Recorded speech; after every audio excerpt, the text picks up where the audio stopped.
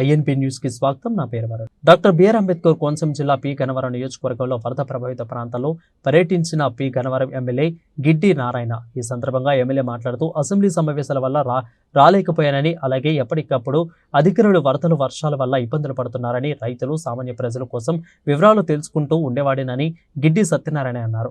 ఎవరూ భయపడవలసిన పని లేదని, ప్రభుత్వం అన్ని విధాలుగా ఆదుకుంటుందని, ప్రభుత్వం తరపున అందించవచ్చున వెంటనే అందించాలని అధికారులకు ఆదేశించారు. ఇక గిడ్డి సత్యనారాయణ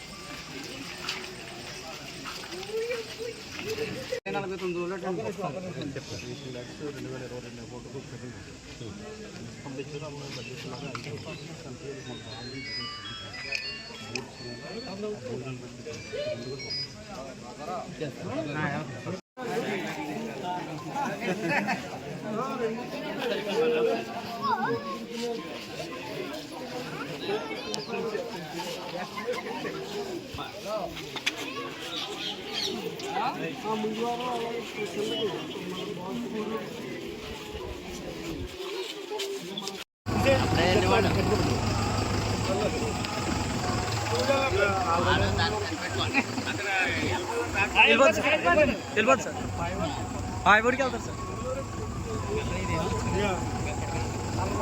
ఆల్రెడీ 3 days నుంచి ఇదే ట్రావెలింగ్ కదా.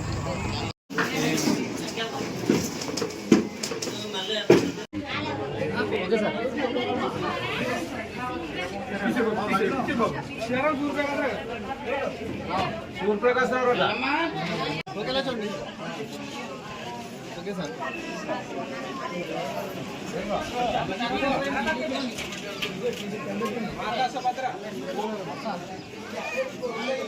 గోదావరి పరివాహక ప్రాంతమైనటువంటి 3 మండలాల్లో పర్యటించే క్రమంలో ఉదయం నుండి ఐనవెల్లి మండలంలో ఉన్నటువంటి ఫ్లడ్ ఎఫెక్టెడ్ ఏరియా మొత్తం అంతా తిరగడం జరిగింది. ఆ ప్రాంతాల్లో పరిశీలించి అక్కడ ఉన్నటువంటి సమస్యలు తెలుసుకుని ఈ ఫ్లడ్ వల్ల ఏ ప్రాంతాలకు ఎఫెక్ట్ అవుతున్నాయనేది పరిశీలించడం జరిగింది. దాని గురించి గవర్నమెంట్ కూడా నిర్ణయించి వాళ్ళకి ఆ సమస్యను పరిష్కరించే రీతిగా చర్యలు తీసుకుంటాం. ఇకపోతే ఐనవెల్లి మండలంలో ఉన్నటువంటి అన్ని గ్రామాల్లోనూ కూడా ఈ ఫ్లడ్ ఎఫెక్టెడ్ ఏరియాలో రైస్ పంపిణీ చేయడం జరిగింది. అక్కడ ఉన్నటువంటి రెవెన్యూ అధికారులతో కలిసి రైస్ పంపిణీ చేసి ఇప్పుడు గంటిపెదపొడి అంటే పి గన్నవరం మండలం గంటిపెదపొడి, బూరుగులంక, పెదపూడిలంక, ఊడుముల్లంక, అరగవరలంక ఈ 4 లంకలకి సంబంధించినటువంటి ఏరియాకి రావడం జరిగింది. ఇక్కడ కూడా బూరుగులంకలో ఇక్కడ ఉన్నటువంటి బాధితులకి రైస్ పంపిణీ చేయడం కూడా జరిగింది.